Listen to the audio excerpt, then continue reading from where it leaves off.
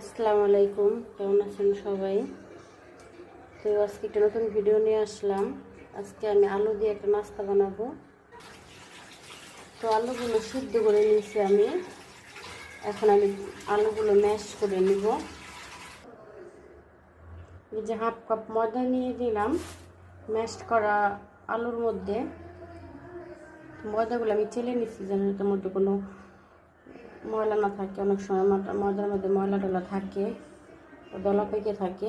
তো এই যে ময়দাগুলো ম্যাশ করে আলুর মধ্যে আমি ময়দাগুলো দিয়ে দিলাম। এখন দিয়ে দিব পেঁয়াজ কুচি, মরিচ কুচি,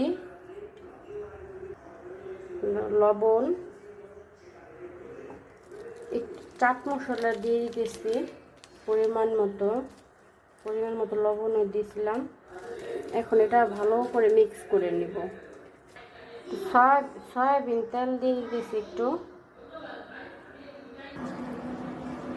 হাতের সাথে তেল মেখে নিলাম। এখন এখান থেকে আমি কিছু পরিমাণে এই খানিগুলো নিয়ে এরকম করে বল করে নিব। এখানে একদম মিট বলের মতো করে নিব। এই যে আমি আরেকটি বানিয়ে নিলাম। একদম সুন্দর করে বানাতে হবে, যাতে কোনো না থাকে, ফাটা না থাকে, ফেটে না যায়। সুন্দর করে বল করতে হবে। এই যে আমি বলগুলো বানিয়ে নিলাম। কড়ার মধ্যে আমি তেল দিয়ে দিচ্ছি। তো তেলটা এখন গরম হয়ে গেছে। তেলটা পর্যাপ্ত পরিমাণ দিতে হবে, একটু বেশি দিতে হবে, ডুবো তেলে যেহেতু ভাজতে হবে।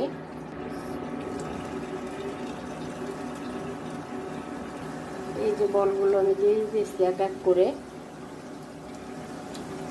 ভিতরটা যেন কাঁচা না থাকে।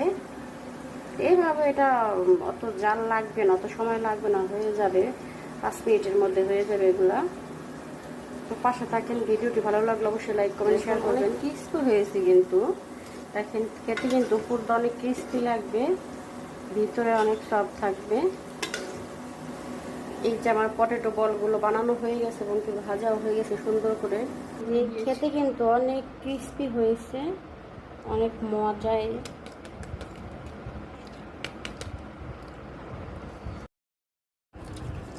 চিকেন মিষ্টি ভরা।